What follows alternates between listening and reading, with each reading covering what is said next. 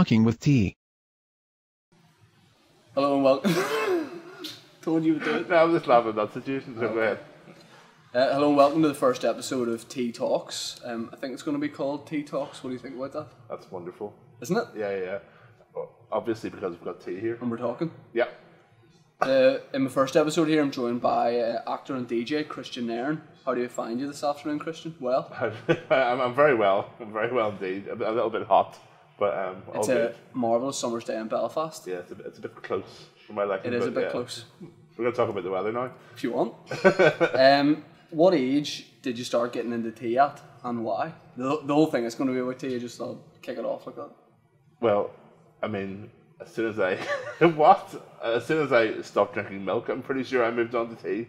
You don't remember when you started drinking tea? No, or how? it wasn't a sort of milestone in my life, to be honest. My granny used to leave me wee bits of her tea. Kristian, you're best known for playing Hodor in Game of Thrones, which has obviously changed your life in the last couple of years, but would you say your life's changed a bit in the last couple of weeks as well with new news? I'm pregnant. But yeah. No, yeah, I mean, I'm doing a DJ tour of Australia. That went pretty crazy. It wasn't my idea. It just happened, and the media have picked up on it all over the world, and basically I'm going to be DJing now in every far-flung remote place. So what we'll do is we'll come back to that. Okay. But to take it all back and completely rewind, where were you born in Northern Ireland? What area? I was born in the Lagan Valley Hospital in Lisburn. It's very specific. I know, I'm very proud of it. On November 25th, 1975. Yep. Yeah. And what was your childhood like growing up in Northern Ireland? I had I wouldn't say a conventional childhood. I mean, I was an only child, very close to my mother. I grew up on a farm, hated farm work, never did a day's farm work in my life. Too much of a princess, right from day one. And yeah, I grew up pretty secluded. I grew up, I liked my own company and stuff, and I still like to do things on my own quite a lot. And, so. But like in general, like Northern Ireland, is it somewhere you're proud to be from? Yeah, I mean, especially these days. I mean, I think shows like Game of Thrones and the whole studio complex down at all the things that are done here. I think it's really highlighted the talent here, and also the country's natural resources. Yeah. And I think one of the best things about here is you can be in the city centre, and like 10 minutes later you can be on a grassy hillock. Watching somewhere. you not farm. Yeah, watching me not farm. Pretty much. That's what I was going to say. Like being from here, whenever Game of Thrones is filming here, is it extra special for you? Do you think because this is your country? But it's weird as well because I'll go to these places that I actually know, and you'll arrive and there's a castle suddenly built there. Yeah. That wasn't there before, I'm pretty sure.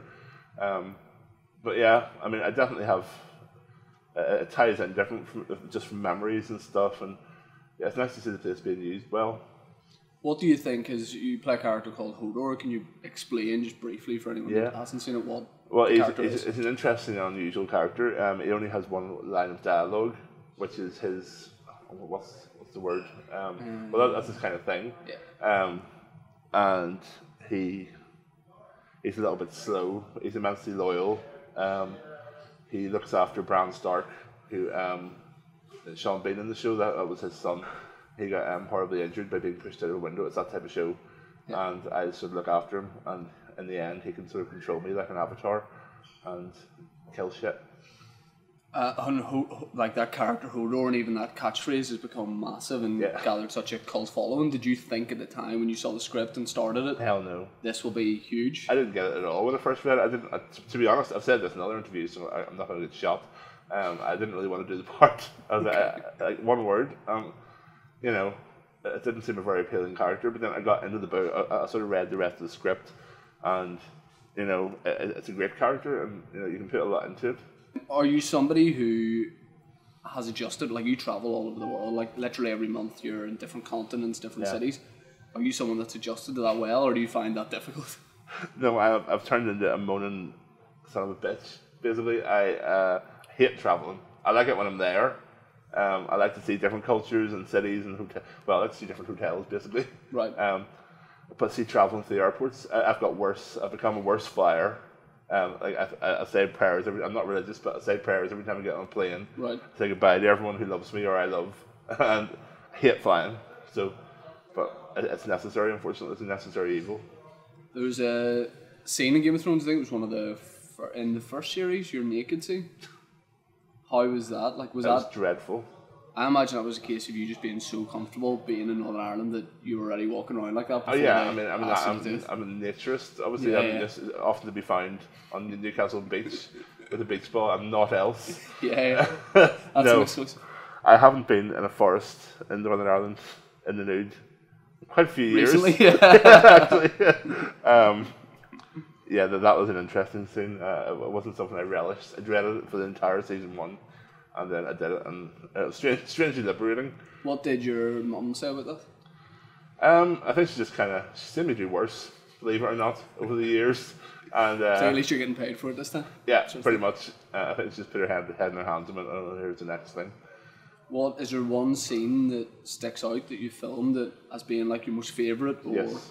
What was that? Definitely in season 4, where Bran really takes control of Hodor for the first time properly. And we go and break someone's neck. Was that because that was like? Notice I say we, because we're illustrating the fact that there's more than one consciousness involved. But that must be good for you, like breaking out of just saying you were just saying Hodor before. Yeah, but there's more to it than just that. Yeah, of course. But it is a completely different personality, and it was good to show the transition.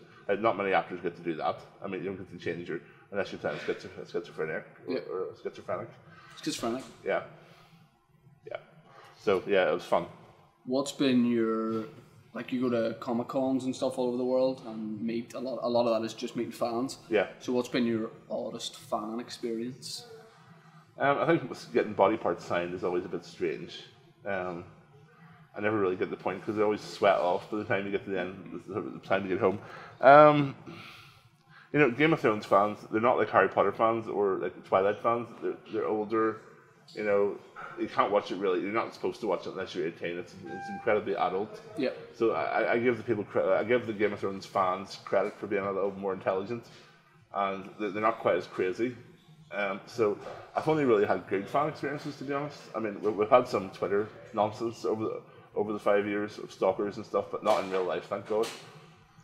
Have you? But you get sent a lot of things, like in general, like you get fan mail and stuff like that. Is there anything that's come through there? It's just been a bit left to centre. Dolls? Do you ever get sent dolls of you, like people have made? Well, dolls are for sale of me, actually, on the HBO store. No, I'm joking. 1999. Yeah, there's loads of them. Like, it's so weird looking at the stuff like Etsy, and you see someone has like done a knitted effigy of you and is charging like $29 for it. Where's my commission? Yeah. But, no, not really. I mean, I do get sent a lot of stuff, but it's mostly photographs and people send you mugs and chocolate because anything you sort of mention in interviews, I like money. BMW you like as well? Yeah, BMWs and Lamborghinis. Anything you mention in interviews, you'll tend to get sent it, which is pretty cool. And you were in Ripper Street as well for a couple episodes? Yeah. Was that good to do something different from Game of Thrones? Yeah, it was, not being, I didn't have a background in screen acting, and Game of Thrones was my first sort of experience of that, and it's so intense. I mean, Game of Thrones is an incredibly intense job, and I had nothing to relate that to. And then I went to Ripper Street, and everything's so nice, everyone's so relaxed, and you do things in 1 or 2 takes, whereas in Game of Thrones you do it in like 30 takes, and it was nice to compare the two. But it's a great program. It was a lot of fun to do, but I think Game of Thrones is a little bit more up there. You can see why. Then DJing is your other passion, yes, which is probably as big, if not a bigger passion for you than acting. Well, I tend not to say DJing. It's just music. I mean, I play the guitar. I'm a guitar player. I write songs, that sort of thing. So, but DJing is definitely it's the most high-profile thing in music that I do at the minute. I think more people are just sort of finding out that you are DJ. You're involved in music as well. It's amusing to me because when I first got cast as Hodor, the reactions on forums and stuff were like, he's a DJ, he's not going to be able to act.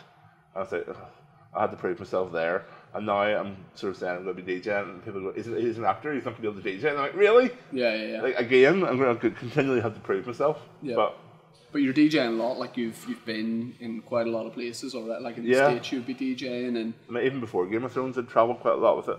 I mean, I've been to South Africa DJing and Australia before DJing. That was even before Game of Thrones happened. What are some of the places you will be travelling to in the next year, for example? I've got Turkey, Bangladesh, India, Australia again, Malaysia, America, South America, everywhere, all the continents. And that's great because that's just you. That's just people coming to see you doing something. Yeah, well, I mean, it's a Game of Thrones themed show, but I mean, I'm not dressing up. I'm not playing like Game of Thrones string music. What I really like is whenever like you're DJing or whatever, or you're doing Game of Thrones or Ripper Street or whatever the project is, and you're being watched by millions and millions of people. It always brings me back to the balcony story. It was one of the first things when we met. You told me they're getting locked out on the porch. Oh God! So whenever I sort of see you up there, I'm like, yeah, but like you're so high up there. Yeah. But then there's this story of just ultimate lowness. That was ultimate. Ultimate lowness. Regale us with that tale, please. Yeah. So. It's so tragic. It is tragic. Yeah.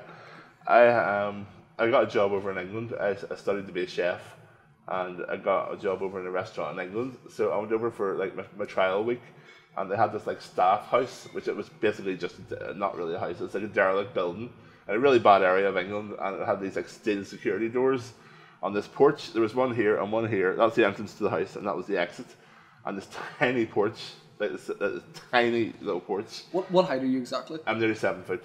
Okay. So, I got into the porch, and for some reason, I turned around and locked the door behind me, and then I went to the other door, and the key wouldn't work. And so I was trapped in this porch like this for probably about 8-9 hours.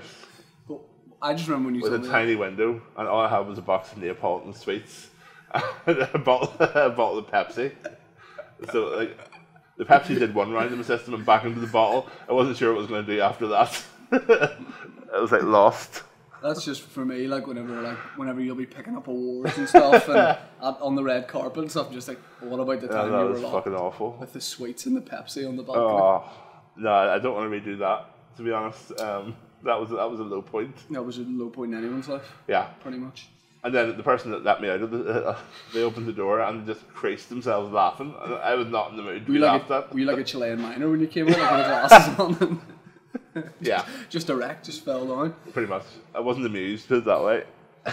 If you could pick, again, it's a bit of a stock question, but if you could pick any project to do, like any film, any TV show, existing or non-existing, what would it be? Like, would you like to be in something that's sci-fi? Would you like to do something ultra I would love serious? to be in Lord of the Rings. I mean, the original 3 films, I would love to have played a part in those. I think they're amazing. They're my favourite films. Well, some of my favourite films. Kind of sad that the ship has sailed now. The Hobbit? Well, that's all been filmed, and really at the time it was they all filmed at the same time. Game of Thrones, right? And you couldn't really go for one or the other. You had to go for one or the other. So. And in terms of DJing, like you're obviously about to set off and do that, and that's music is a huge passion. Yeah. If you could play at any festival or gig, what would that be? I mean, weirdly, some of the things I would like to do are actually coming up. Right, okay. Yep. I'm going to be playing Tomorrow World over in Atlanta with David Guetta and Avicii and stuff. Which is a huge... It's a huge open-air festival. And then I think for New Year's Eve, I'm going to Bali to play on the beach at sunrise. Just play music or just play? Just play? Bucket and spade? Yeah, I build sandcastles, yeah. Yeah. Then I'll go DJ on the beach. That's definitely a dream. Okay, so, Kristian Nairn, thanks very much for not a problem. Talking with T.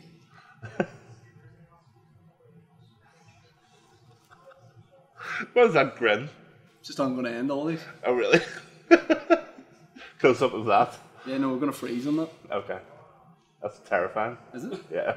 That's terrifying. It is terrifying. Yes, it is.